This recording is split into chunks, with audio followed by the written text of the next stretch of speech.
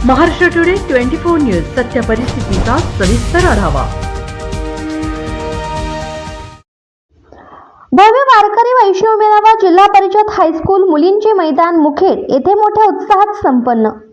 मुखेड येथे भव्य वारकरी वैष्णव मेळावा जिल्हा परिषद हायस्कूल मुलींचे मैदान मुखेड येथे घेण्यात आला। तर मुखेड नगरीमध्ये भव्य वारकरी वैष्णव मेळाव्याची भव्य दिव्य मिरवणूक काढण्यात आली। तालुक्यातील वारकरी संप्रदायातील पुरुष व महिला मोठ्या संख्येने उपस्थित होते। कार्यक्रमाची सुरुवात दीप प्रज्वलन करून ज्ञानेश्वर माऊली तुकाराम विठोबा रखुमाई नावाच्या गजराने सुरुवात झाली। कार्यक्रमाचे अध्यक्ष माननीय श्री व्यंकटराव पाटील गोजेगावकर, कार्यक्रमाचे उद्घाटक हरिभक्त पंडित गुरुवर्य गहिनीनाथ महाराज औसेकर, कार्यक्रमाचे प्रमुख पाहुणे माननीय श्री बालाजी पाटील खतगावकर, प्रमुख पाहुणे श्री हरिभक्त पंडित अक्षय महाराज भोसले, कार्यक्रमाचे आयोजक मुखेड तालुका वारकरी संप्रदाय व वारकरी साहित्य परिषद नांदेड जिल्हाध्यक्ष हरिभक्त पंडित राजेश्वर महाराज बोमनाळीकर, संजय महाराज जहिरे जुनेकर, तुकाराम महाराज पाळेकर, नरसिंह महाराज केरूरकर, हरिभक्त पंडित शीतलताई, बालाजी पाटील डोसने, डॉक्टर श्रीरामे, साधकबाई तांबोळी, तालुक्यातील वारकरी संप्रदायातील महिला व पुरुष मंडळी हजारोंच्या संख्येने उपस्थित होते। महाराष्ट्र टुडे न्यूज साठी सूर्यकांत अंधुरे, जिल्हा प्रतिनिधी नांदेड। पास झालेला आहे, हे अद्भुत आहे।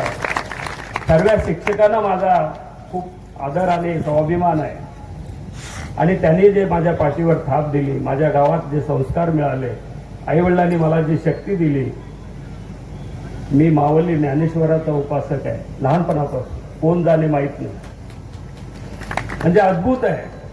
मी ज्ञानेश्वरी जवळून वाचलेलं आहे सर। मी अध्यात्माचा खूप वेडा आहे।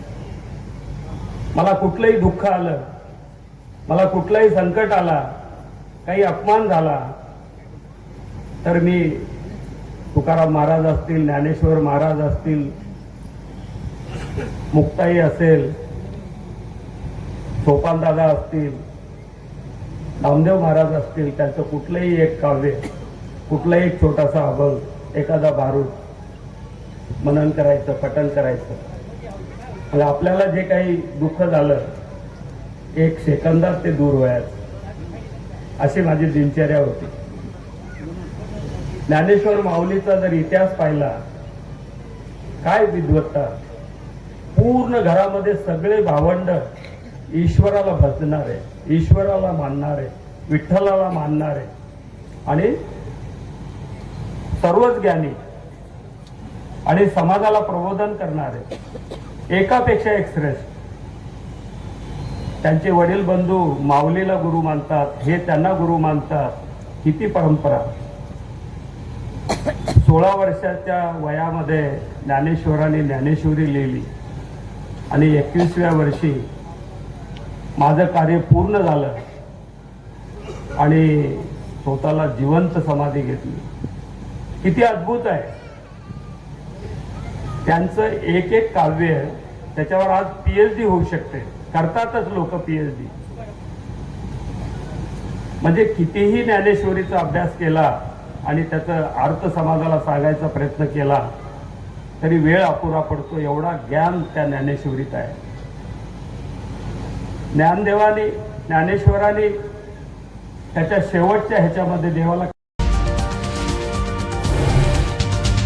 आजच महाराष्ट्र टुडे 24 न्यूजला सबस्क्राईब करा आणि सत्य परिस्थितीचा सविस्तर आढावा पहा।